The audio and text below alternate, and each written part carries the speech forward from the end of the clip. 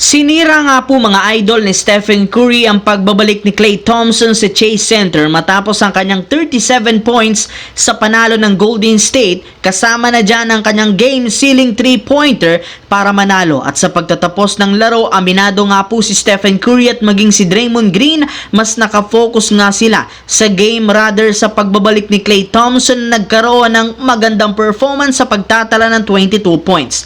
At bagamat hindi inamin ni Stephen Curry na personal niya ang pag-alis ni Klay sa Warriors, huling-huli rin naman sa camera nang sabihin nito na kung ayaw nga nitong manatili sa team, talo lagi ang aabutin niya sa tuwing magkakaharap sila. Pero sa huli, all goods pa rin naman ang Warriors at si Klay Thompson. Mismong si Buddy Hield na nga po ang nagbigay kay Klay ng good game since mala playoffs nga daw ang nangyari sa kanilang naging laro ngayong araw na ito. Bago yan, ang video ng ito ay hatid sa inyo ng 1xBet. Suportahan at manalo sa inyong paboritong kupunan sa NBA, PBA, MPBL at iba pang sporting events. Maaaring makakuha up to 12,000 cash bonus sa inyong first deposit gamit ang aking promo code. Pag tama prediction mo, panalo ka. Simple lang, pindutin lamang ang link sa comment section at mag-register gamit ang inyong GCash account para makapag-cash in at cash out. Isang paalala, tumaya ng responsable. Samantala, pagkatapos nga po ng 2 araw na pahinga ng Los Angeles Lakers,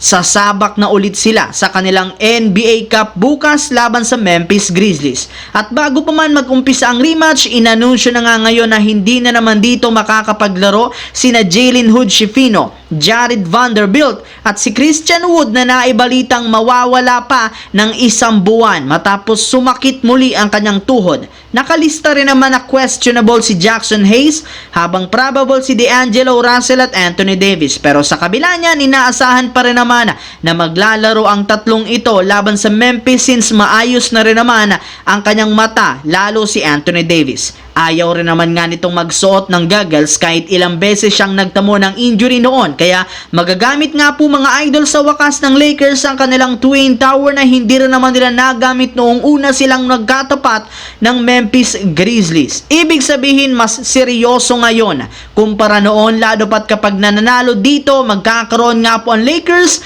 ng magandang record at aangat sa 7-4 ang kanilang record sa West bilang top 5. Kaya isa nga talagang must win ang kanilang rematch laban sa Memphis Grizzlies. Nagkaroon nga po sana mga idol ang Miami Heat ng pagkakataong manalo laban sa Detroit Pistons matapos silang lumamang ng 2 points sa huling 1.8 seconds ng overtime. Ngunit sa hindi inaasahan, natalo pa nga sila at nabaliktad sa 123-121 dahil sa dalawang magkasunod na pagkakamali na nakomit ng buong team lalo ni Coach Erik Spoelstra. Una ay ang kanilang defensive lapses nang mapigilan nila ang Pistons sa pagtatala ng puntos na sinundan ng pagkakamali ni Coach Erik Spoelstra nang tumawag ito ng timeout kahit wala na. Dahil dyan, imbes na tabla ang scores, umabot pa nga ito sa overtime at nabigyan ng Pistons ng pagkakataong lumamang matapos silang magkaroon ng technical free throws. Kaya napailing na lamang ang lahat.